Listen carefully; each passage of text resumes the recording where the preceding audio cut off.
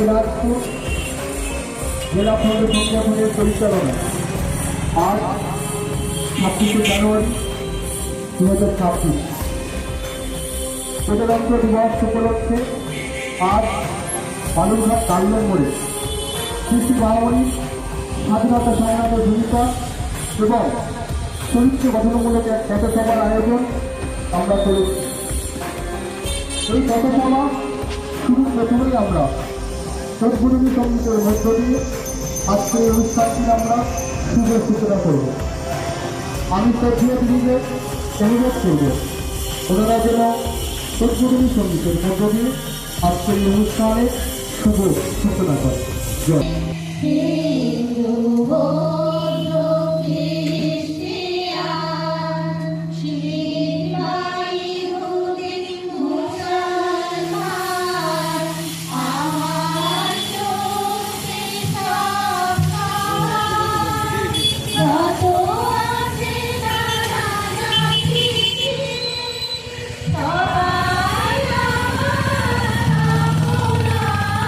বেশি বড় করো না, দেখো গোটাটা আসবে না। আমি বেশি বড়, আবার বেশি ছোট হয়ে গেল। বক্তব্য রাখবো, তখন আমি তো বক্তব্য রাখবো।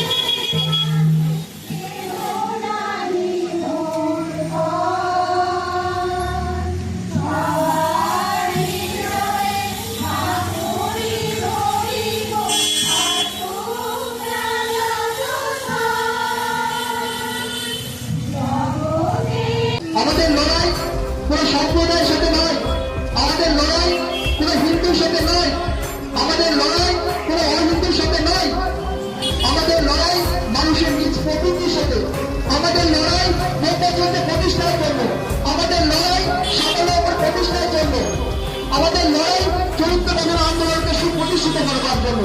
এটি আমাদের লক্ষ্য, এটি আমাদের আদর্শ। তাই তো সুধীবাবু বললেন, বিশ্ব উদয় আপদ করিতে চাই, তাই তো আমার অতিথিশালায় জাতের বিচার নাই। অখণ্ড মণ্ডলেশ্বর শ্রী শ্রী স্বামী সর্বানন্দ পরমহংস থেকে রাতের চরণে প্রণাম নিবেদন করি। আমি প্রণাম জানাই চরণপুরিয়া শ্রী শ্রী ধনাত্মাসী রাতের চরণে। প্রণাম জানাই শ্রী শ্রী সর্বমাতা এবং চরণপূজনীয় শ্রী শ্রী ভয়দার শ্রী চরণে। এবং প্রণাম জানাই বর্তমান অখণ্ড সত্যপ্রধান চরণপূজনীয় শ্রী শ্রী দাদামণি রাতুল চরণে। প্রণাম জানাই শ্রী মাতৃভাষীর অধ্যক্ষ তথা প্রতিধ্বনি পত্রিকার সম্পাদক ডক্টর আনন্দতম ব্রহ্মচারী রাতুল চরণে।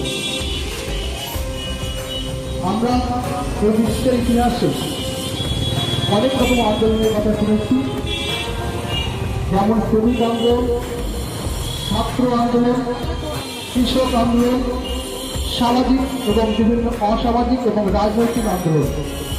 কিন্তু চরিত্র গঠনের মতো আন্দোলনের কথা আমরা খুব কম লোকেই শুনেছি। অথচ এই অভিভাবক তথা অত্যন্ত প্রয়োজনীয় আন্দোলনের স্রষ্টা, প্রচারক, প্রসারক ছিলেন পদার্থবিদুষী, স্বাবলম্বন এবং ব্রহ্মচর্যের জীবন্ত প্রতীক অখণ্ড মণ্ডলেশ্বর শ্রী শ্রী স্বামী স্বরূপানন্দ পরমহংসদেব, আমাদের প্রাণের প্রিয় স্মৃতি বাবামণি। আজ থেকে প্রায় 7 বছর পূর্বে এই মহাপুরুষ ভগবানের প্রতি পূর্ণ আস্থা বিশ্বাস রেখে যে আন্দোলনের সূচনা করেছিলেন, চাঁদপুরের ঘোড়াবেড়ার মাঠ, যা বাংলাদেশের কুমিল্লা জেলায় অবস্থিত, সেই চরিত্র গঠন আন্দোলন আজ মহাসভায় এগিয়ে চলেছে।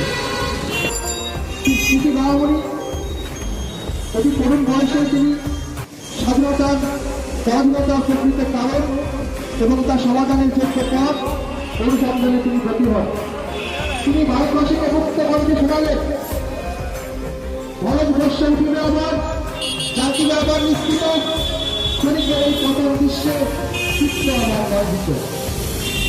কীর্তি মহামণি বললেন, কাজই যদি করিতে হয় পুরুষের মতো করিও, কথা যদি বলতে হয় মানুষের মতো বলিও।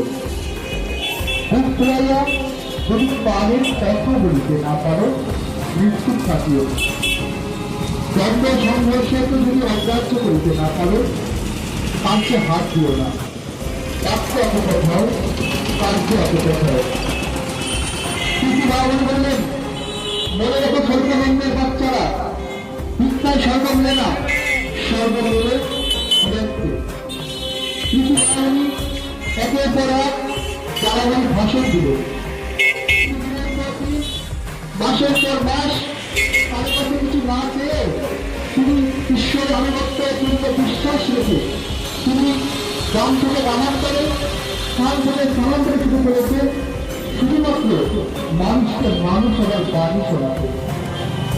সকালে তিনি নিজের শরীর চর্চা ও ব্যায়াম শেখাতে, মধ্যাহ্নে সন্ধ্যায় এবং ব্রহ্মানস্ত তিনি অগণিত মানুষের পৃথিবীর প্রশ্ন উত্তর দিয়ে মানুষকে শেখাতেন পৃথিবীতে বাঁচার পথ।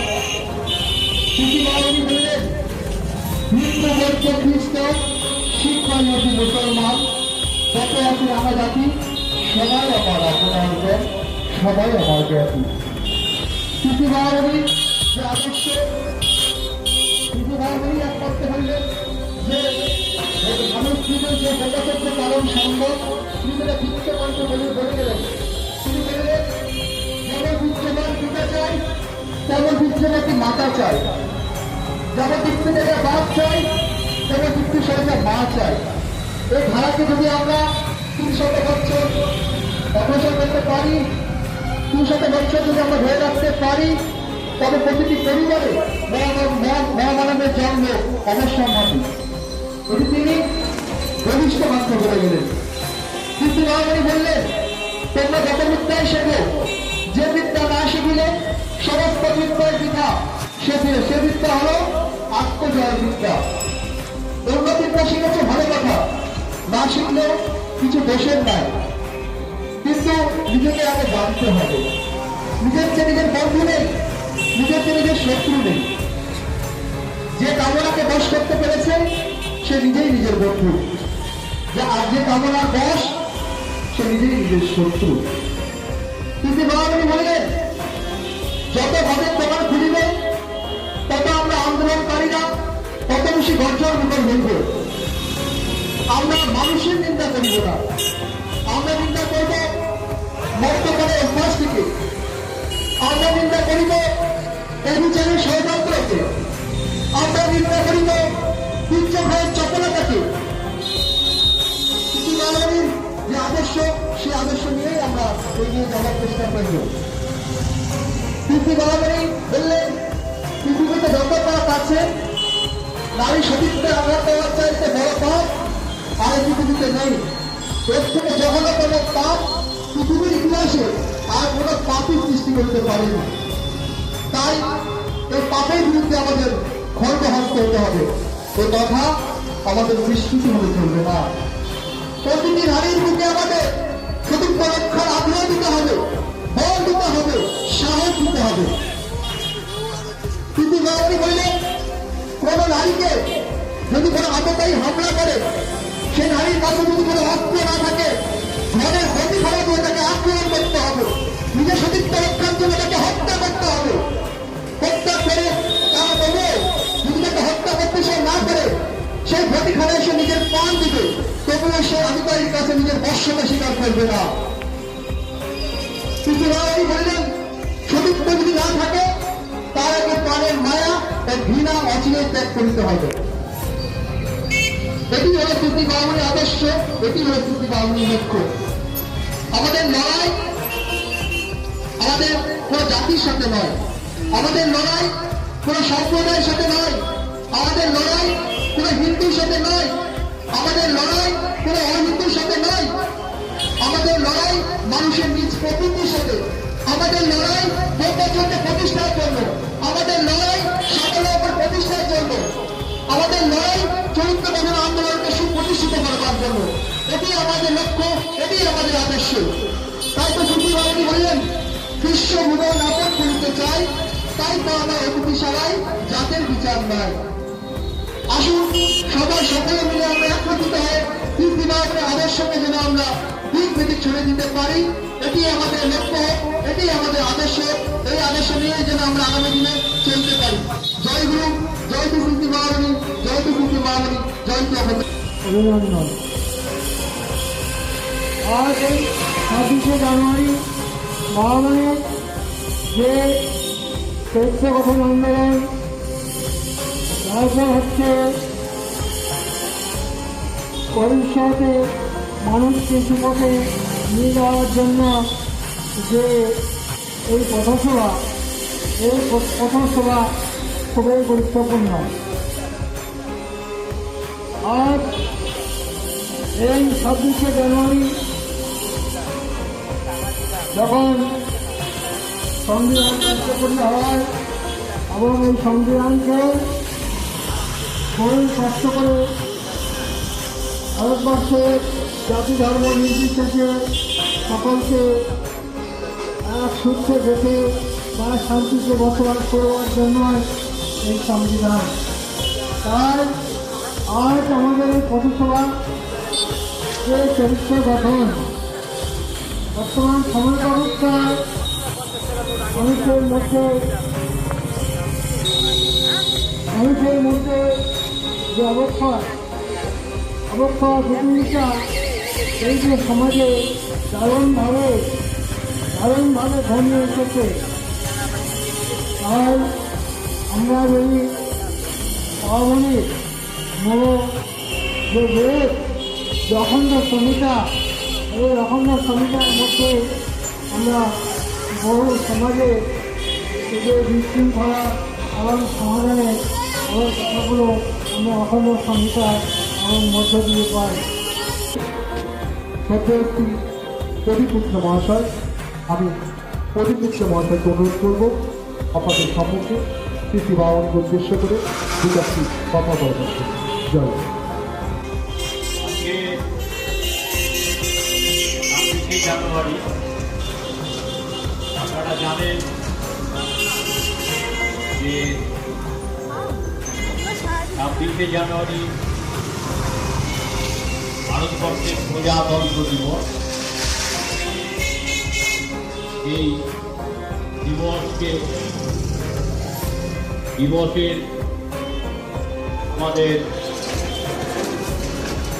অখণ্ড কর্তা শ্রী বাবামণি স্বাধীনতা সংগ্রামের সঙ্গে তিনি কীভাবে যুক্ত ছিলেন, এই নিয়েই আপনাদের সঙ্গে দু চার কথা বলার জন্য আজকে আমরা এখানে উপস্থিত হয়েছি। আমরা দক্ষিণ দিনাজপুর অখণ্ড সংগঠনের পক্ষ থেকে এই বক্তব্য শুরুর আগে আমি আমাদের অখণ্ড কর্তা শ্রী শ্রী বাবামণি তার জাতির চরণে অতটুকু প্রণাম জানাই শ্রী শ্রী মামুনির চরণে প্রণাম জানাই, আশ্রম মাতা সাধনা দেবীর চরণে প্রণাম জানাই, বর্তমান অখণ্ড কর্তা বাবামণির চরণে। এই 26শে জানুয়ারি আগে আমরা একবার এখানে এসেছিলাম আপনাদের সঙ্গে দু চার কথা বলার জন্য। সেদিন ছিল 15ই আগস্ট। এই 15ই আগস্টেও আমরা আমাদের অখণ্ড কর্তা শ্রী শ্রী বাবামণি তার যে স্বাধীনতা সংগ্রামের সঙ্গে কিভাবে যোগাযোগ হয়েছিল সেই নিয়েও আলোচনা করেছে। তার আগে একটু অন্যভাবে অন্য কথা একটু বলতে চাই। 15ই আগস্ট ভারতবর্ষের স্বাধীনতা দিবস। এই স্বাধীনতা আমরা পেয়েছিলাম 1947 সালে ব্রিটিশদের কাছ থেকে। তার স্বাধীনতা দিবস যদি আমরা করেই থাকি, একই বছরে আবার 26শে জানুয়ারি প্রজাতন্ত্র দিবস এটা আবার কি? আমি এই নিয়ে আমার মধ্যেও প্রশ্ন এসছে যে অ্যাকচুয়ালি প্রজাতন্ত্র দিবস কি, প্রজাতন্ত্র দিবস কেন আমরা উদযাপিত করি? আমরা তো অন্য দেশের ক্ষেত্রে এরকম কোনো প্রজাতন্ত্র দিবস উদযাপন হয় এটা তো জানি না, তাহলে আমরা কেন করি? এ প্রশ্ন কিন্তু আপনারা যারা শুনছেন তারা অনেকেই হয়তো জানেন, আবার আমি দেখেছি অনেকেই জানেন। এটা জানাটা দরকার। তাই আমার মনে হয়েছে প্রজাতন্ত্র দিবস সম্পর্কে আমি দু চার কথা বলবো। প্রজাতন্ত্র দিবস হচ্ছে রিপাবলিক ডে অফ ইন্ডিয়া। কি এই রিপাবলিক ডে অফ ইন্ডিয়া? সেটা হচ্ছে ভারত স্বাধীন হয়েছিল 1947 সালে। স্বাধীনতা দিবস উদযাপন হয় সেই জন্য 15ই আগস্টে। কিন্তু এই স্বাধীনতার আগে ভারতবর্ষের বিরাট ইতিহাস আছে। এই ইতিহাসের একদম গোড়ার দিকে আমি যাচ্ছি না, আমি 800,000 বছরের ইতিহাস আপনাদের সামনে তুলে ধরতে চাই। সেটা হচ্ছে যে ভারতবর্ষের যে ভৌগোলিক অবস্থান ছিল সেটা বিরাট ছিল। আফগানিস্তান এবং মধ্য এশিয়ার অনেক দেশ তখন ভারতবর্ষের মধ্যে ছিল। ভারতবর্ষ একটা বিস্তৃত ব্যাপ্তিত জায়গা ছিল। নেপাল ছিল ভারতবর্ষের মধ্যে। আপনারা জানেন পুরাণে এই রামায়ণ, মহাভারত যে উল্লেখযোগ্য চরিত্রগুলো, জনক রাজা, সেগুলো নেপালে ছিল এবং সেখানে সেই নেপাল জনক রাজা এবং সীতা মায়ের কিন্তু সেখানে জন্মভূমিতে মন্দির আছে। তাহলে এগুলো সবই ছিল ভারতবর্ষের মধ্যে। পরবর্তীকালে আমি 1000 বছরের কথা উল্লেখ করলাম। এখানে বিক্ষিপ্তভাবে রাজা, জমিদার, সম্রাট এরা বিভিন্নভাবে বিভিন্ন জায়গায় শাসন করত। আর এই করতে বলে কোন সেন্ট্রালি ভারত মানে সরকার বা দেশ চালানোর জন্য কোন কর্তৃত্ব কারোর উপর কেন্দ্রীভূত হতো না।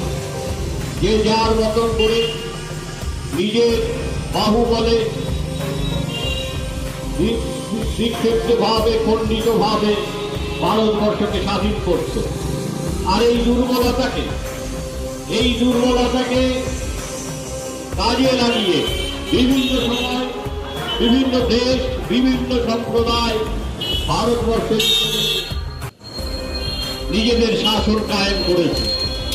মোগল সাম্রাজ্য এখানে 100 বছর শাসন করেছে, ব্রিটিশরা এসে 200 বছর শাসন করেছে। এইখান থেকেই আমার বাবা-মনির আদর্শকে ভালো লাগে যে খণ্ডিতভাবে যদি কিছু করা যায় সেই দিয়ে খুব বেশি এগোনো যায় না। সেই জন্যই আমাদের অখণ্ড কর্তা শ্রী শ্রী বাবা-মনি তার অখণ্ড সংগঠন তৈরি করেছে। এই অখণ্ড সংগঠনের আদর্শ কি? খণ্ডিত নয়, অখণ্ড হও, জীব মাত্রই একত্রিত হয়ে নিজেদের পরিচালনা করো এবং সেই অখণ্ড আদর্শ সেই জন্য আমাকে এত অনুপ্রাণিত করে যে অখণ্ড হলে যে শক্তি পাওয়া যাবে, খণ্ডিত হলে সেই শক্তি পূর্ণ হবে এবং বিভক্ত হয়ে যাবে। এইবার আসি আবার সেই 26শে জানুয়ারি। 26শে জানুয়ারি হচ্ছে এমন একটা দিন, সেই দিন আমাদের যে সংবিধান কনস্টিটিউশন, এই কনস্টিটিউশন ভারতবর্ষে লাগু হয়েছিল, সেটা হচ্ছে 1950 সাল। 1950 সালে এই রিপাবলিক ডে হিসাবে তখন থেকেই আমরা মানি, এবং এই রিপাবলিক ডেকে ঘিরে আমরা বিভিন্ন রকম পতাকা উত্তোলনের মাধ্যমে বা বিভিন্নভাবে আমরা আমাদের এই রিপাবলিক ডেকে মানি এবং উৎসব আকারে সেই দিনটি আমাদের রাষ্ট্রীয় ছুটি হিসাবেও গণ্য হয়। তা আজকে সকালে আমি একটু বিক্ষিপ্তভাবে অন্য একটু কথায় যাই, যথার্থক কারণে আজকে সকালেও আমি একটা জায়গায় গিয়েছিলাম, সেখানেও পতাকা উত্তোলনের জন্য আমন্ত্রণ ছিল আমার। সেখানে গিয়ে একজন বিশিষ্ট ব্যক্তি, আমি নাম করবো না, তিনি এসেই বললেন আমাকে ভাই তাড়াতাড়ি ছেড়ে দাও, আমি 3 জায়গায় পতাকা উত্তোলন করে এসেছি, তারা ছাড়বে না, আরো বেশ কয়েক জায়গায় যেতে হবে। তারপরে সেখানে সেই পতাকা উত্তোলন হলো, হওয়ার পরে উনি তো তাড়াতাড়ি উঠে চলে যাচ্ছেন। তা আমি বললাম, ও দাদা, নাম বলছি না তাই দাদাই বলছি, একটু দাঁড়ান, আপনার সঙ্গে একটু কথা আছে, আমার একটা জানার আছে আপনার কাছে। ওই কি বল? আমি বললাম, আচ্ছা দাদা, এই 26শে জানুয়ারিটা কি? আমাদের তো স্বাধীনতা দিবস 15ই আগস্ট, তাহলে 26শে জানুয়ারিটা কি? তো উনি অনেকক্ষণ আমার মুখের দিকে তাকিয়ে থেকে বললেন যে আমিও ঠিক জানি না রে। আমি ভাবলাম আমার সঙ্গে বোধহয় কৌতুক করছে, এত জায়গায় পতাকা উত্তোলন করে আসলেন আপনি, এত জায়গায় বক্তব্য রাখছেন, তাহলে 26শে জানুয়ারিটা জানেন না? কি কথা? মনে মনে বললাম, ওকে তো আর বলা যায় না। তা আমি আবার ডাকলাম, উঠে চলে যাচ্ছে, আবার ডাকলাম, সেটা বললাম কি হলো, আমাকে বলবেন না আপনি 26শে জানুয়ারিটা? আমি তো জানতে চাই। তখন আমার গানে গানে বললো, সত্যিই আমি জানি না রে, বলে সাইকেলে উঠে চলে। আমি তাকে বুঝলাম যে অ্যাকচুয়ালি 26শে জানুয়ারিটা কি অনেকেই জানে না, আমার অনেকে জানে। এই 26শে জানুয়ারি আমাদের দেশ স্বাধীন হওয়ার পরে কিভাবে দেশ চলবে, কোন পথে দেশ চলবে, তার আইন কি বলবৎ হবে, এগুলো তো কিছুই ছিল না।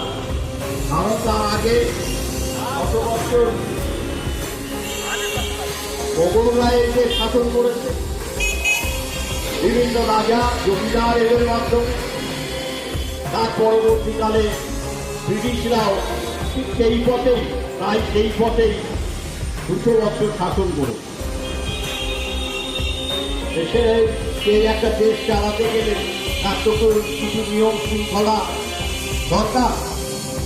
এই কারণেই একটা কনস্টিটিউশন রচিত হয়েছিল। এই কনস্টিটিউশনে রচনা করার জন্য কিছু বিশিষ্ট ব্যক্তিদের নির্ভর করা হয়েছিল। প্রথমে এই কমিটিতে ছিল 299 জন ব্যক্তি। এখন 299 জন ব্যক্তির ভূমিকা থাকলেও মুখ্য ভূমিকা ছিল মোটামুটি 7 জনের। তার চেয়ারম্যান ছিলেন আমাদের সংবিধান রচয়িতা হিসাবে সবাই যা বলে, সবাই জানে, তিনি হচ্ছেন দাদা সাহেব আম্বেদকর, বাবা সাহেব আম্বেদকর। তিনি ছিলেন ওই সংবিধান রচনাকারী যে কমিটি, সেই কমিটির চেয়ারম্যান। সেই জন্য ওনাকেই রচয়িতা হিসাবে আমরা বলে থাকি। কিন্তু মুখ্য ভূমিকায় কিন্তু আরো 7 জন ছিলেন। তাদের সবার নাম আমি বলছি না, কিছু বিশেষভাবে বলছি এই কারণে একজন বাঙালিও ছিলেন সেই 7 জনের মধ্যে। তিনি হলেন বি.এল. মিত্র, এই বাঙালিও কিন্তু ওই সংবিধান রচনাতে অংশগ্রহণ ছিলেন, মূল ভূমিকায় ছিলেন। এই হচ্ছে আমাদের সংবিধান রচনা হলো, এবং তারপরে এই সংবিধান প্রযোজ্য হল 1950 সালের এই 26শে জানুয়ারি। সেই ক্ষেত্রে আগে আমাদের এই 26শে জানুয়ারি 75 বছর আমরা উদযাপন করছি। এই হলো 26শে জানুয়ারি। কেন প্রজাতন্ত্র দিবস? এই থেকেই কিন্তু ভারত রিপাবলিক ইন্ডিয়া হিসাবে পরিচিত গোটা বিশ্বের কাছে। কারণ এই সংবিধানের মাধ্যমে জনগণের দ্বারা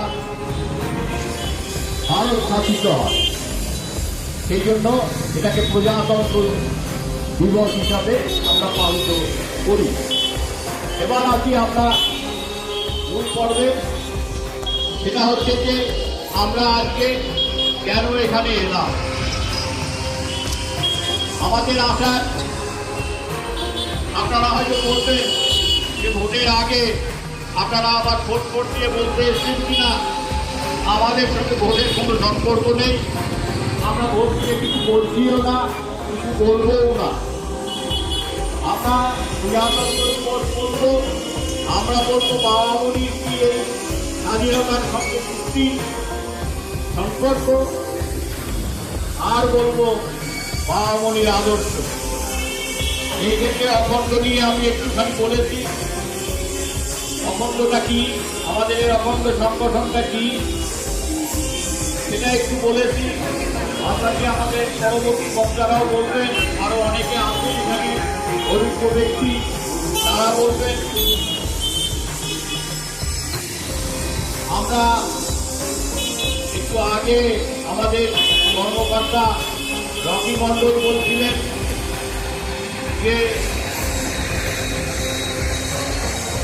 আপনার এই যে সংগঠনের উদ্দেশ্য এবং এই যে আপনার বাবা মনির যে মূল বক্তব্য ছিল চরিত্র গঠনের উপরে, এই চরিত্র গঠন আন্দোলন নিয়ে রকি খুব ভালো বলছিল যে অমুক আন্দোলন, অমুক দাবি, অমুক আন্দোলন, অনেক কিছু হয়, আপনারা হয়তো শোনেননি। চরিত্র গঠন আন্দোলন, কিন্তু চরিত্র গঠন আন্দোলন আমাদের অখণ্ড কর্তা শ্রী বাবা মনি আজ থেকে 115 বছর আগে শুরু করেছিলেন। সেই জানুয়ারির ঘোড়ামারা মাঠে, সেই মাঠে তিনি তখন একদম কৈশোরে ছিলেন, তার বয়স তখন কৈশোর, সেই সময় তিনি শুরু করেছিলেন। এবং বাবা মনি তার নানান বলে, এবং তিনি বলতেন কোনটা দাও যে স্বাধীনতা ঠিক আছে, স্বাধীনতা দরকার, কিন্তু তার আগে দরকার চরিত্র গঠন। চরিত্র গঠন যদি ঠিকঠাকভাবে মানুষের না হয়, তাহলে পরে কোনো কিছু করেই কোনো লাভ হবে না, সবই গরম গচ্ছ হয়ে যাবে। অ্যাকচুয়ালি তো তাই হয়েছে। আমাদের এত সুন্দর একটা সংবিধান হয়েছে, এত কিছু হয়েছে, তবুও নানান রকম হানাহানি, মারামারি, নানান রকম অপকর্ম এগুলো চলছে স্বাধীনতার আজকে ৭৭ বছর পরে। এই কারণে আমরা বলতে চাই যে প্রত্যেকটা মানুষের চরিত্র গঠন হওয়া দরকার। আর এই চরিত্র গঠন করতে হলে পারে বাবা মনির আদর্শকে সবাইকে গ্রহণ করতে হবে। এবং আমরা বিশ্বাস করি বাবা মনির এই চরিত্র গঠন আন্দোলন, বাবা মনির আদর্শ একদিন দিকে দিকে গোটা পৃথিবীতে ছেয়ে যাবে। আজ থেকে 100 বছর পরে হলেও এটা হবেই হবেই হবেই। এই আশা নিয়ে আপনাদের সঙ্গে আজ বেশি বক্তব্য লম্বা করতে চাই না। আপনাদের সবাইকে শুভেচ্ছা, ভালোবাসা, আন্তরিকতা জানিয়ে আমি আমার বক্তব্য শেষ করছি। জয় গুরু। এবার আমরা আবারও সর্বপ্রান্ত সঙ্গীতে প্রবেশ করব। সর্বপ্রান্ত সঙ্গীতের পরে আমরা পুনরায় আবার বক্তব্য তুলে যাব। জয় গুরু।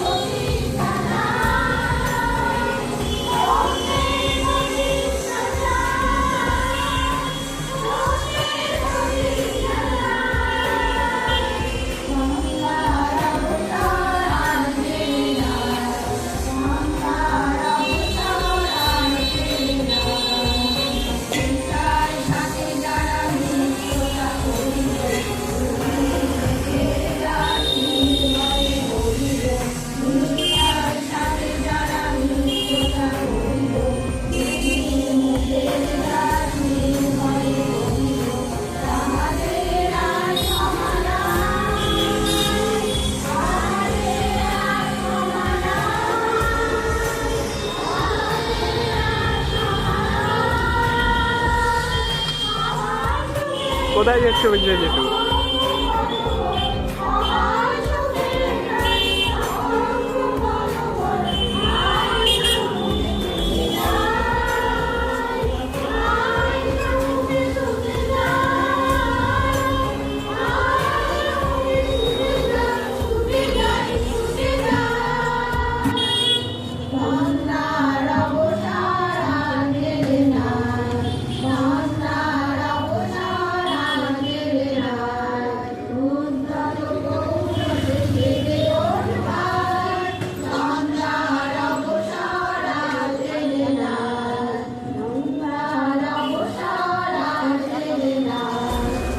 জয় গুরু। অসংখ্য ধন্যবাদ জানাই। আজকের আমাদের অনুষ্ঠানে পরবর্তী বক্তা আমাদের প্রবীণ গুরু ভ্রাতা শ্রী কালীপদ সরকার।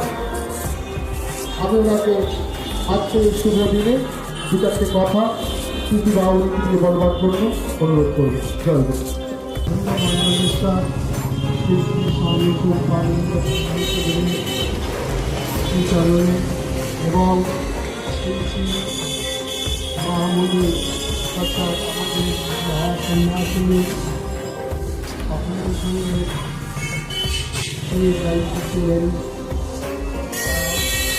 কবিতা দেবী তার প্রণাম জানাই বর্তমান অখণ্ড সংগঠনায় দাদা মনে ছিল এবং এতক্ষণ আপনারা এই বিভিন্ন কিন্তু এটা আমাদের আজকের এই সভা কোনো রাজনৈতিক রঙ্গমঞ্চ নয়। এই সমাজকে অখণ্ড মন্ডলেশ্বর শ্রী স্বামীকে পালনের পরিবেশনদের কিছু ভাবাদর্শ সম্পর্কে আলোচনা। যদিও এই 26শে জানুয়ারি এই দিনে তিনি যে স্বাধীনতার প্রতি যে তার বিভিন্ন কার্য ছিল সে সম্পর্কে আমি বিজ্ঞাপন শ্রী বাবামণি অর্থাৎ আমাদের অখণ্ড মন্ডলেশ্বর শ্রী স্বামী পালনের তার হচ্ছে জন্ম এই বাংলাদেশের চট্টগ্রাম ঢাকা ট্রান্সপোর্ট শহরে এবং অধুনা বাংলাদেশের কুমিল্লা জেলায় ট্রান্সপোর্ট জন্য হচ্ছে তিনি পরিবার থেকে জন্মগ্রহণ করেন সেই পরিবারে জিনিসটি জানলে আপনারাও ভীষণ অবাক হবেন। তিনি এই যে মহান কবি সাহিত্যিক এবং একাধারে অত বড় সাধু সন্ন্যাসী হয়েও তিনি যে অত্যন্ত পরিশ্রম করেছেন তারই নিদর্শন স্বরূপ তার পরিবারের ভ্রমণ। তিনি এই নীলকণ্ঠ গঙ্গোপাধ্যায়ের 5 ছেলে, পঞ্চম ছেলে, তারই পুত্র হচ্ছে হরিহর গঙ্গোপাধ্যায়, কনিষ্ঠ পুত্র। সেই হরিহর গঙ্গোপাধ্যায় একজন আইন ব্যবসায়ী ছিলেন। তার বাড়িতে বহু লোক সমাগম হতো, সাধু পুরুষ, মহন্ত, জ্ঞানী গুণী বহু লোকের সমাগম হতো। এবং সেই সমাগমে এই ঘরে একটা অন্য সাধু সবসময় তার ঘরটাকে আলোকিত করে আসে। এবং তারই সুযোগ্য পুত্র হরিহর গঙ্গোপাধ্যায়ের সুযোগ্য পুত্র 3 পুত্র, সুরেশচন্দ্র এবং হচ্ছে সতীশচন্দ্র। এই সতীশচন্দ্র গঙ্গোপাধ্যায়ের এই প্রথম পুত্র হচ্ছে বঙ্কিমচন্দ্র গঙ্গোপাধ্যায়, অর্থাৎ শ্রী শ্রী স্বামী স্বরূপানন্দ পরমহংস। তো এই বঙ্কিমচন্দ্র চট্টোপাধ্যায় গঙ্গোপাধ্যায় তার ছিল বাল্যকালের নাম, তার স্কুল কলেজের নাম। তার আগে তার নাম রেখেছিল বল্টু, কেননা তার পিতামহের একটা লোহার কারখানা ছিল। সেই লোহার কারখানায় যেমন একটা তাড়ানো থাকত, মানে অ্যাডভার্টাইজমেন্টের জন্য বড় একটা বল্টু তাড়ানো থাকত। সেই থেকে এবং তার যখন জন্ম হলো এই আমাদের বল্টু এবং বঙ্কিম গঙ্গোপাধ্যায়, সেই সময় বিভিন্ন সাহিত্যিকরা তার বাড়িতে এসেছিল। এসে বলতেন যে ইনি একজন বড় সাধক হবেন এবং বড় মাপের রূপ, সেই কথা তখন বলেছিল। যাই হোক, তার কিছুটা জন্মের রহস্য সম্বন্ধে আমি বলি যে বিবেকানন্দের তখনও প্রিয়ভাব হয়নি। তারও বহু আগে 1893 সালের 27শে ডিসেম্বর শ্রী শ্রী বাবামণি জন্মগ্রহণ করেন ওই কুমিল্লা জেলার চাঁদপুর শহর। তখন এর মধ্যে একটা ঘটনা ঘটে গেছে যে সুরেশচন্দ্র আর সতীশচন্দ্র যমজ 2 ভাই। আর এই যমজ 2 ভাইয়ের 2 স্ত্রী। তখন সুরেশচন্দ্র তার স্ত্রী 2 মাস আগে সন্তান সম্ভব হয়। ঠিক পরে 2 মাস পরে সতীশচন্দ্রের স্ত্রীর সন্তান সম্ভব হয়। কিন্তু দেখা গেল যে বংশের বড় জ্যেষ্ঠ পুত্র হিসাবে মানে যেটা সচরাচর নিয়ম অনুসারে যে সন্তান আগে জন্মগ্রহণ করবেন তিনি জন্মগ্রহণ সেই সময় না করে এই জ্যেষ্ঠ সন্তান অর্থাৎ সতীশচন্দ্র ঘরে এই আমাদের শিশু বাবামণি অর্থাৎ স্বামী স্বরূপানন্দ পরমহংসদেবের জন্ম হল। একটা অদ্ভুতভাবে যে তার সেখানে কোনো জনপিণ্ডের মতো তাও তাকে রাখা হলো পিতামহ হরিহর গঙ্গোপাধ্যায়ের নির্দেশে। তিনি বলেন যে রেখে দাও।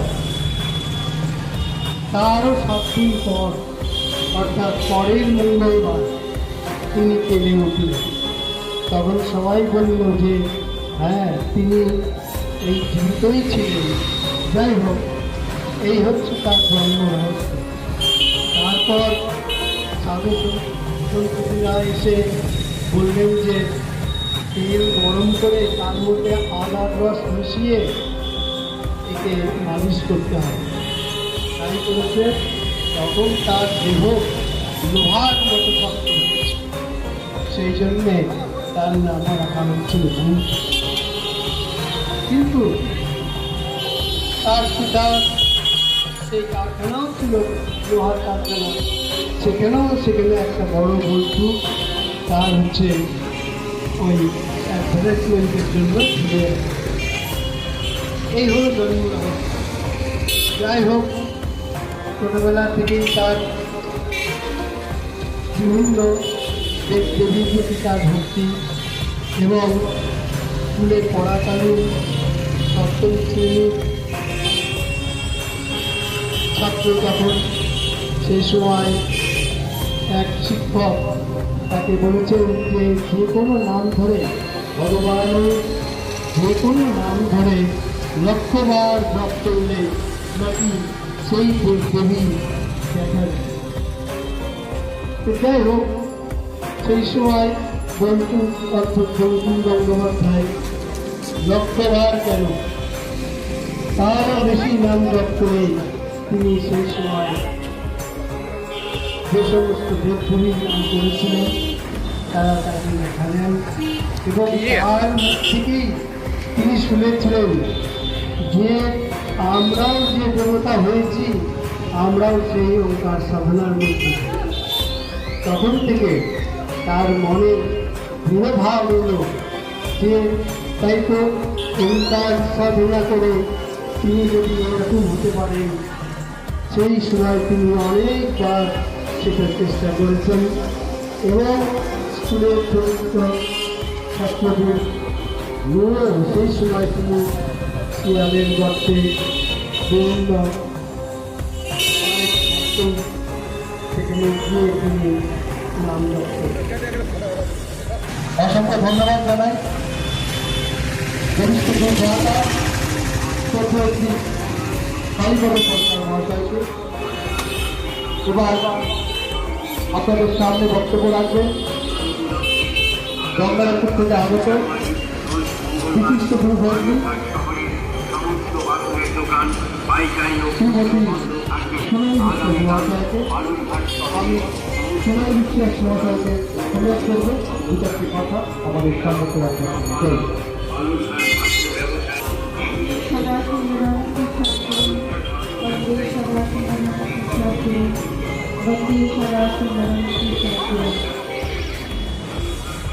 সর্বপ্রথমে বাবা মানুষকে আমি প্রণাম জানাই মাননীয় টিচার, প্রণাম জানাই প্রণাম জানাই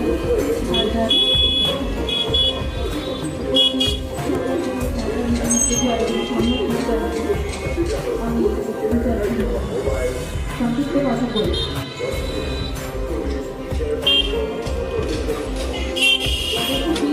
শহীদে অস্ত্র বলিদানের বিনিময়ে আমরা স্বাধীনতা লাভ করেছি। স্বাধীনতা সংগ্রামীদের মধ্যে অনেকে আমাদের বাবা বোনের জানানোর শিশুর আছে। বাবা বোনের শিশুর মাধ্যমে আপনার জন্ম শিশুর মাধ্যমে স্কুলের ছাত্রদের শিশু পাঠিয়ে তাদের উদ্বুদ্ধ করেছে। বাবা মাকে একাধারে সাহিত্যিক, কবি, রাজনীতি, চিকিৎসা,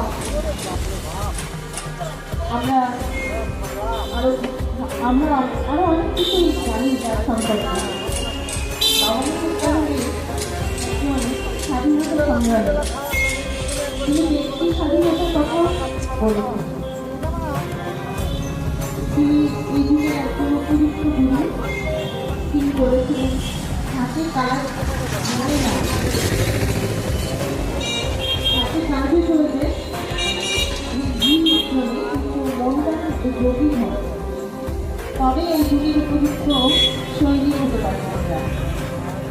এবং তার জন্য মনটাকে সাধনে অনুগত রাখতে হবে, সমবেত উপাসনায় যোগদান করতে হবে। পরবর্তী সৃষ্টি বলে বাঁচা আমাদের বাবা মায়ের মধ্যে ছিল। আমরা সবাই গর্বিত যে আমাদের এমন একজন গুরু মিলেছে। এই বলে আমি আমার সংক্ষিপ্ত বক্তব্য শেষ করছি। অসংখ্য ধন্যবাদ জানাই শ্রীমতী সোনালী বিশ্বাস মহাশয়কে। এবার আমরা আবারও সঙ্গীতের অনুষ্ঠানে ফিরে যাব। প্রতিনিধি অনুরোধ করবে সর্বপ্রথম সঙ্গীত আমাদের সম্মুখে পরিবেশন করবার জন্য।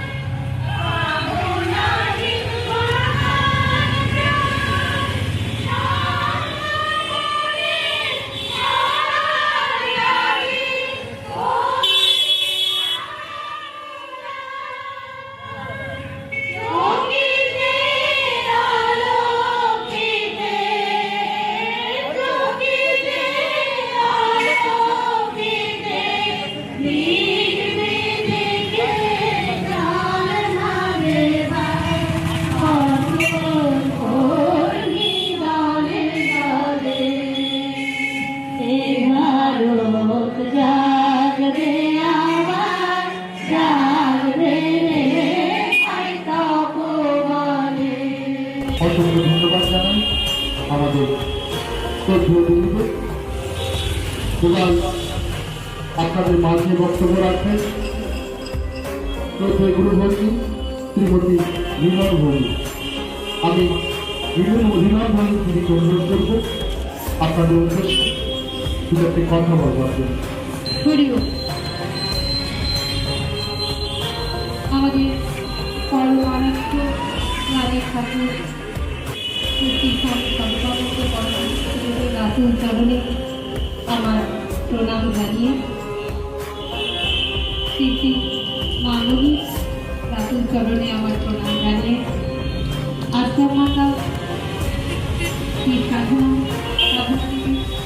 চরণে আমার সবসময় প্রণাম জানিয়ে আর ২৫ জানুয়ারি আমি একটি বক্তব্য অর্থনীতি সমস্ত মানুষের সামনে উপস্থাপন করছি। ভালো লাগলে শুনবে, ভালো না লাগলে সংস্থাপন করবে।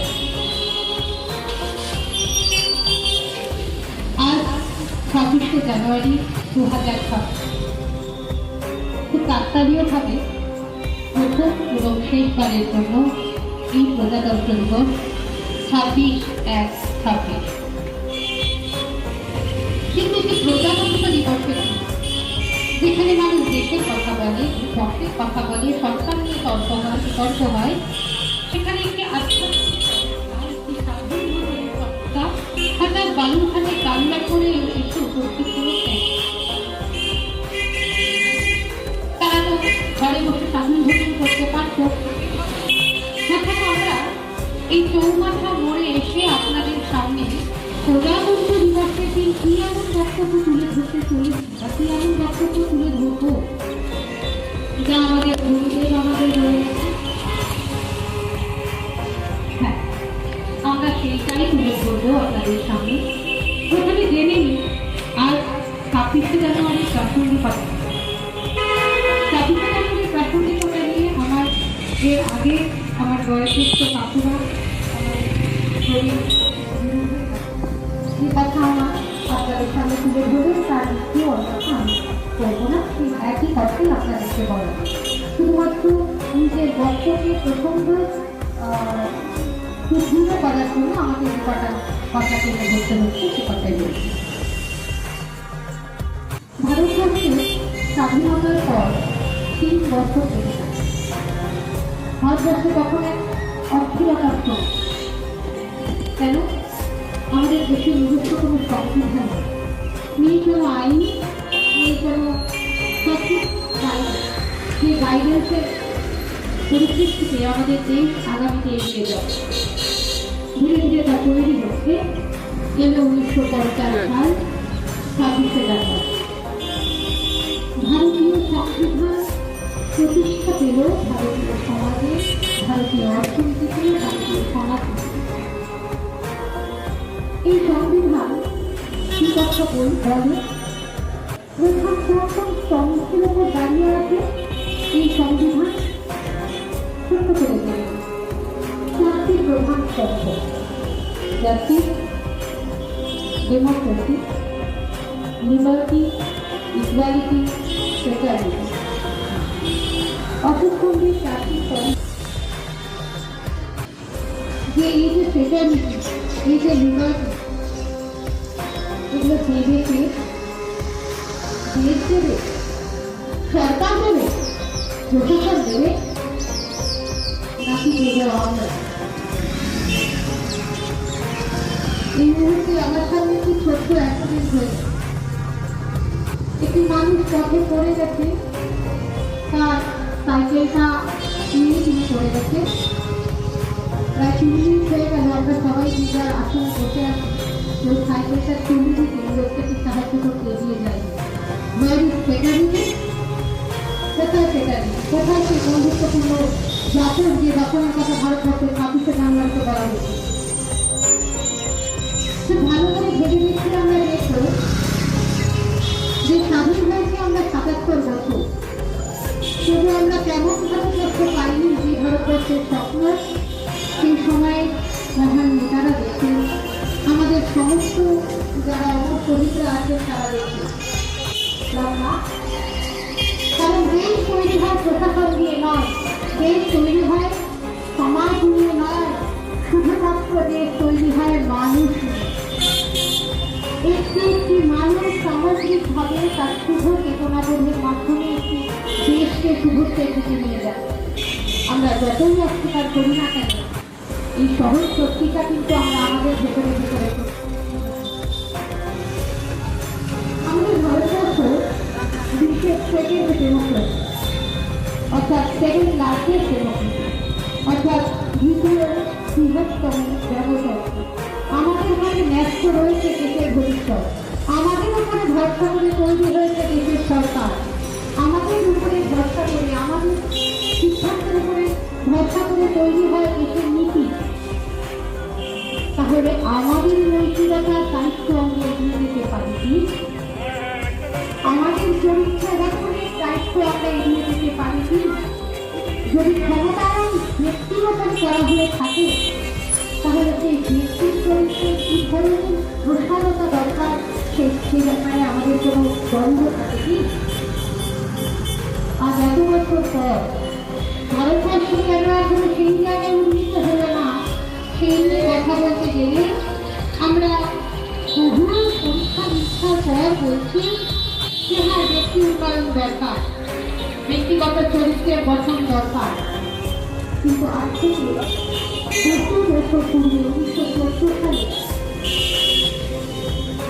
একজন কিশোর তিনি উপলব্ধি করেছিলেন পরাধীন ভারতবর্ষ থেকে তিনি বুঝেছিলেন ভারতবর্ষের প্রায়োরিটি। ভারতবর্ষের প্রায়োরিটি কখনোই একটি স্বাধীন সরকার গঠন নয়। ভারতবর্ষের প্রায়োরিটি স্বাধীনতার পূর্বেই ছিল মানুষের চরিত্র গঠন।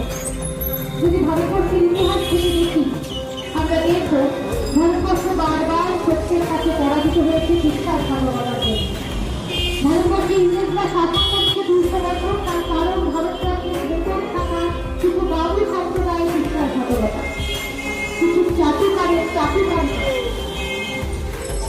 কিন্তু এই যদি এই দুর্বলতা, এই চারিত্রিক দুর্বলতা যদি আমাদের ভেতর না থাকতো, 200 বছর কি ভারতবর্ষকে শাসন করা যেত? যেত না।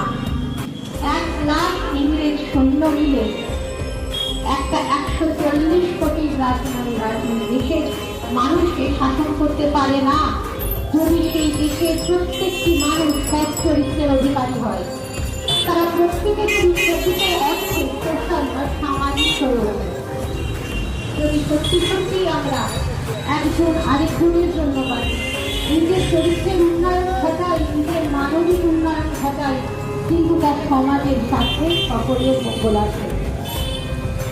তাহলে কিন্তু ব্রিটিশ কেন, পৃথিবীর কোনো শক্তি কিন্তু আমাদেরকে খুব বেশি দমন করতে পারবে না।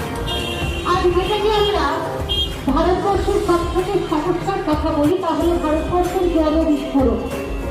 কিন্তু কি অদ্ভুত জিনিস দেখুন, এই জনগণ বা হিউম্যান রিসোর্স কিন্তু পৃথিবীর সব থেকে বড় শক্তি। তাহলে যে শক্তি আমাদের ভারতবর্ষে আমরা ব্যবহার করতে পারছি না কেন? তার কারণ যে চরিত্রগুলো একটি মানুষকে প্রকৃত মানুষ হিসেবে তুলে ধরে, সেই চরিত্রের ফলন ঘটেছে আমাদের মধ্যে। নিজেদের শক্তিকে যদি জাগরিত করতে হয়, তাহলে সবার আগে নিজের অন্তরে থাকা মানবিক শক্তির জাগরণ ঘটানো প্রয়োজন। সেই প্রয়োজন বুঝেছিলেন 1914 সালে শ্রী শ্রী স্বামী স্বরূপানন্দ পরমহংসদেব। তখন তিনি পরমহংস হন, শুধুমাত্র তার বিচার বিবেচনা এবং বোধ দিয়ে ঠিক হোমিওপ্যাথি ট্রিটমেন্টের মতো তিনি সিম্পটমের ওপর কাজ না করে তিনি কিন্তু বেশ ধরে কাজ করার চেষ্টা করেছেন এবং চরিত্র গঠনকে, ব্যক্তিগত চরিত্র গঠনকে একটি আন্দোলনের রূপ দিয়েছেন। তিনি চেয়েছিলেন ভারতের প্রতি ঘরে ঘরে যেন সব চরিত্রের মানুষ তৈরি হয়। কঠিন কি কাজটা? হ্যাঁ, আজকের সমাজে দাঁড়িয়ে আমরা বলতেই পাই কঠিন। তার কারণ আমরা যেমন এক কথা বলা সমাজে এসে উপস্থিত হয়েছি,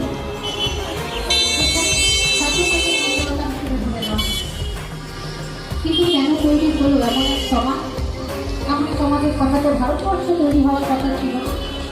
যে ভারতবর্ষে স্বামী বিবেকানন্দের জন্ম, যে ভারতবর্ষে পরমহংসদেবের জন্ম, সেই ভারতবর্ষে কি করে এত অপকরণ ঘটে? তার কারণ আমরা দোষারোপ করে গেছি সরকারকে, প্রশাসনকে, সমাজকে। আমরা নিজেদের থেকে টাকাকে ভুলে গেছি, আমরা কিছু হইতে ভুলে গেছি, ভাবতে ভুলে গেছি যে একটি রাস্তায় বেরোলে আমরা শুধুমাত্র নিজের কথা ভাববো না। আপনি ভাবেন তো, একটি সমাজের প্রত্যেকটি ঘরে যদি অন্তত 2-4 জন সৎ ব্যক্তিত্ব তৈরি হয়, তাহলে তারাই এক সময় এগিয়ে যাবে সমাজের অন্যান্য বৃহত্তর কাজের দিকে। কেউ ডাক্তার হবে, কেউ ইঞ্জিনিয়ার হবে, কেউ পুলিশ হবে, কেউ সরকারি আধিকারিক হবে, কেউ টিচার হবে। একজন ক্লাস টিচার একজন ছাত্রকে কতকার পাঠ করাবে, সৎভাবে নিজের কাজটি করে যাবে। একজন সৎ ডক্টর সে সততার সাথে তার চিকিৎসা কর্ম করে যাবে। একজন ইঞ্জিনিয়ার উন্নত বিল্ডিং বানাবে, যে বিল্ডিং কখনো ভাঙবে না। কেন? কারণ তিনি তার কাজটিকে সততার সাথে করেছেন। এইটুকুই তো দেশত্ব। পতাকা উত্তোলন কি দেশভক্তি? চকের ভিতরে কিছু ভক্তি নাকি কার্গিল যেদিন জিতে আসলাম সেদিন জিন্দাবাদ জিন্দাবাদ করে চেঁচানোটা দেশভক্তি? দেশের প্রতিটি মানুষকে নিয়ে সামগ্রিকভাবে দেশকে এগিয়ে নিয়ে যাওয়ার এবং ছোট ছোট জুম করলে তোমার ফটো ভালো আসছে না, নিজের কাজটাকে ঠিকভাবে চলে যাওয়াটাই দেশভক্তি। দেখো ঝিকঝিক করে। এবং এই শিক্ষা আমাদের দেয় স্বামী স্বরূপানন্দের বই, স্বামী স্বরূপানন্দের আলোচনা। হ্যাঁ, গেল বসে থাকতে যিনি তার পুষ্পকর্মে লিখে যান হিন্দু বৌদ্ধ খ্রিস্টান সকলে আমার ভাই। কেন লিখি? উনি ঈশ্বর নিয়ে লিখলেন না, উনি তাহলে দেখে নিও কোনটা ঈশ্বর নিয়ে লিখলেন না, কোনটা নিয়েও লিখে শেষ করে দিলেন না। উনি বললেন মানুষের কথা, কখন উনি শেষ বললেন হবে? সমাজের কতক্ষণ? কথা, উনি বললেন দেশের কথা। তোড়াই হ্যাঁ, দেশের কথা বলতে গেলে মানুষকে বিবেচ্য হিসেবে ধরতে হয়। একটু করে দাও, হাত দাও, ব্যথা হয়ে গেছে তোমার, কোন গরম সামগ্রিকতাটাই দাও, নাহলে কোনো অবস্থা খারাপ হয়ে যাবে। দেশকে উন্নত করতে হলে একক মানুষের উন্নতি সাধন অবশ্যই করতে হবে। এবং সেই উন্নতির পথে তৈরি হয়েছিল 1974 সালে চরিত্র গঠন আন্দোলন। সেই আন্দোলন আমরা আজ কতটুকু জারি করে নিয়ে যেতে পারবো, এগিয়ে নিয়ে যেতে পারবো আমরা জানি না। আমরা নিজেরা তো আদর্শটুকুকে অর্জন করতে পারবো, সেই আদর্শটুকুকে নিয়ে অনুপ্রাণিত হতে পারবো, এইটুকুই বলেছিলেন শিশু বাবা। উনি বলেন পথসভা করো, মিটিং করো, মিটিং করো না, উনি বলেছিলেন তুমি একজন গৃহী হও, তুমি তোমার গৃহে থেকে তোমার মতো করে তোমার সৎকর্মগুলো করে যাও। শৈশব থেকে তোমার শিশুকে সদাচারটা শেখাও। একে একে তোমরা যখন প্রত্যেকেই এই প্র্যাকটিসটা চালু করবে, তখন একদিন বিশাল বড় আন্দোলন করতে হবে না, ঘরে ঘরে এমনি সব মানুষের সৃষ্টি হবে। আর সেই একটি একটি সব মানুষ বিভিন্ন ক্ষেত্রে সব কাজের মাধ্যমে একটি উন্নত সমাজ এমনি গড়ে তুলবে। আর কজন উন্নত মানুষ তৈরির পথ তুমি আছো আর কে? একটি সংস্থার রূপান্তর করা হচ্ছে। মানে তুমি বললে শেষ? আমরা আজও চেষ্টা করছি ওনার পথ ধরেছি, ওনার আদর্শকে আমাদের পাথেয় করছে। বেশি কিছু নয়, শুধুমাত্র নিজের চরিত্রের উন্নতি, নিজের জায়গাটা একটু ভুল হয়ে করা এবং নিজের গাড়ি যাচ্ছে না। কর্মকে উপযোগী করা। আর অনেক কিছু উপযোগী হয়ে নিজের জন্য বরাদ্দ কাজটুকুই আমরা করে যাই, এটা আমার কথা নয়, কিন্তু এই স্বামী স্বরূপানন্দের কথা। আমি যা বলছি তার সবই ওনারই কথা। শুধুমাত্র কোটাই মোট ওনার কথাগুলো আপনাদের সামনে তুলে ধরলে আপনাদের মনে হতে পারে আমি এখানে ভাঙন দিই। আমি আমার উপলব্ধিটুকু আপনাদের সাথে ভাগ করে দিতে চাইছি। আমরা যখন সমাজের বিভিন্ন ক্ষেত্রে দেখি যে আর এখানে দুর্নীতি হচ্ছে, ওখানে চুরি হচ্ছে, ওখানে বস্ত্র হচ্ছে, আমরা ভাবি আমরা ধরুন প্রশাসন কি করছে, সরকার কি করছে, ওই মানুষকে অন্যায় করছে। কিন্তু এই মানুষগুলো এলো করছে, এই সরকারের মাধ্যমে এই প্রশাসন এলো করছে, পুরোটাই চিন্তার বহন। আমরা নিজেরা যাবার আমরা কেমন সরকার বিচার করি, আমরা কেমন প্রশাসন বিচার করি। প্রশাসনে থাকা মানুষেরা, সরকারে থাকা মানুষেরা আকাশ থেকে করে না, তারা আপনার আমার ভেতরকারই মানুষ, এই সমাজেরই মানুষ। আমরা হয়তো ভাবি ও তো এমন করছে, তাহলে আমি কেন করবো না? এটাই হিসাবে আপনাকে চরিত্র গঠনের মাধ্যমে আমরা শিখব। আমরা শিখব যে অন্যায়কে গ্রহণ করতে করতে, অন্যায়কে প্রশ্রয় দিতে দিতে আমরা নিজেরাও কোথায় যেন সেই অন্যায়ের সাগরেই কর্মঠ ডুবে চলেছি। এখান থেকে উত্তরণের পর একমাত্র একটি, তা হল বিজ্ঞানসম্মতভাবে কোনো সৎ পথে চলার আশ্রয় গ্রহণ করা। এটা একটা মারাত্মক প্র্যাকটিস, খুব কঠিন কাজ।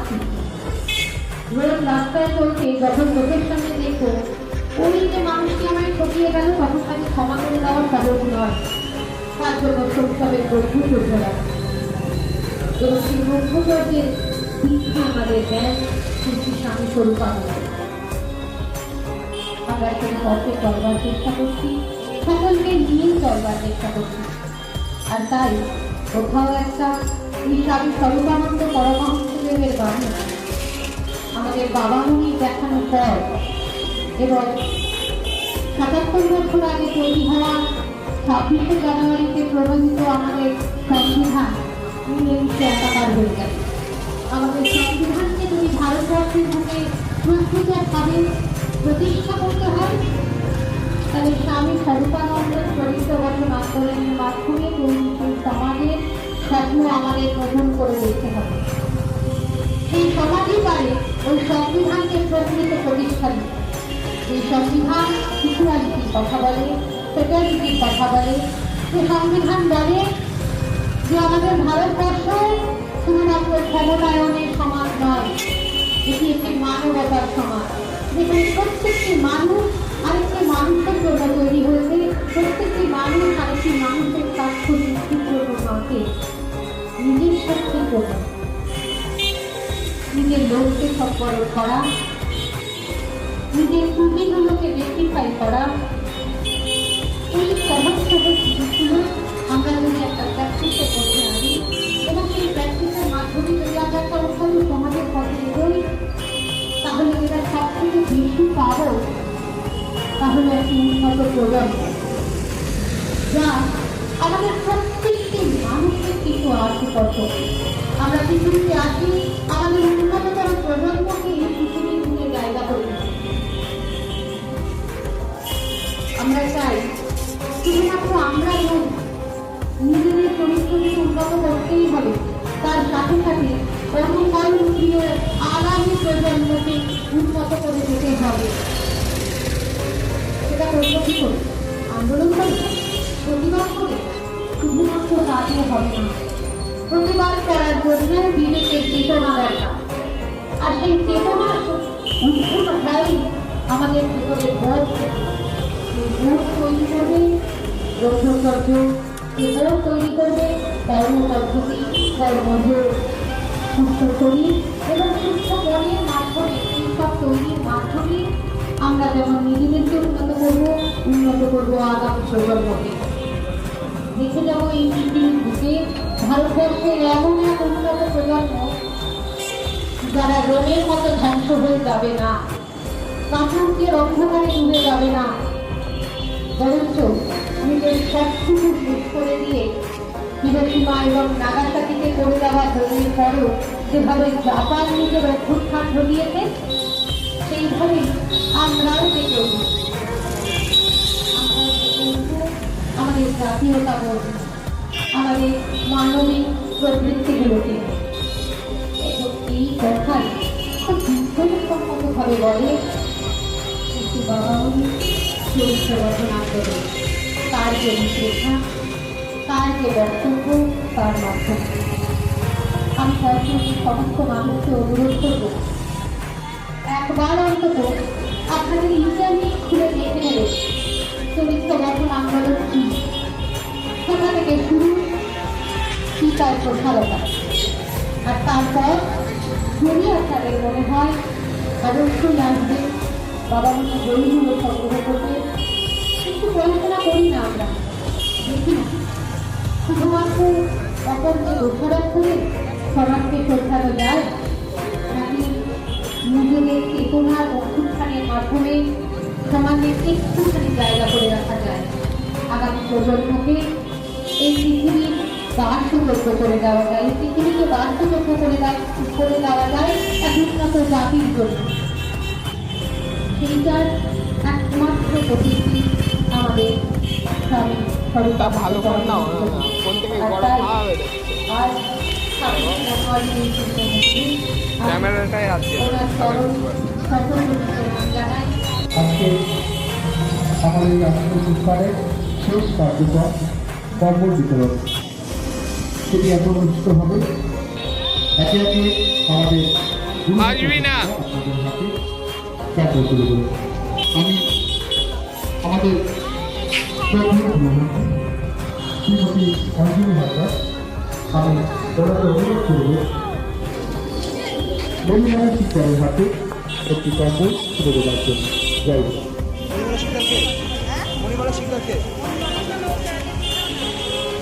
জয় হোক, সবাই একটু করতালি দিবেন। জয় হোক। শ্রীমতী কিয়া ঘোষ, তিনি মায়া দত্তের হাতে একটি কম্বল তুলে দেবেন। জয় হোক।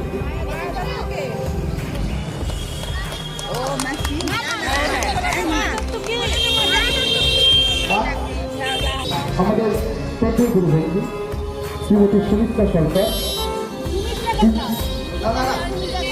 শ্রীমতী দীপিকা শিকদারের হাতে একটি কম্বল তুলে দেবেন। শ্রীমতী মুকুল সেন, নারায়ণ রায়ের হাতে একটি ট্যাম্পো তুলে দেবেন। আছে আছে বুঝতে নাম যখন আছে বুঝতে শ্রী কালীপদ সরকার শ্রীমতী অসন্তী হালদারের হাতে একটি কম্বল তুলে দেবেন। অসীম কুমার মন্ত্রীকে আমি অনুরোধ করবো শ্রীমতী কবিতা বর্মনের হাতে একটি কম্বল তুলে দেওয়ার জন্য।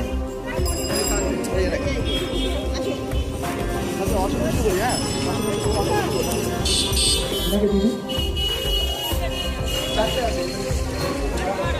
প্রতিনিধিদের বলবো সমাপ্তি সঙ্গীতের মধ্য দিয়ে আজকের এই অনুষ্ঠানের শুভ সমাপ্তি ঘোষণা করবার জন্য। জয় গুরু।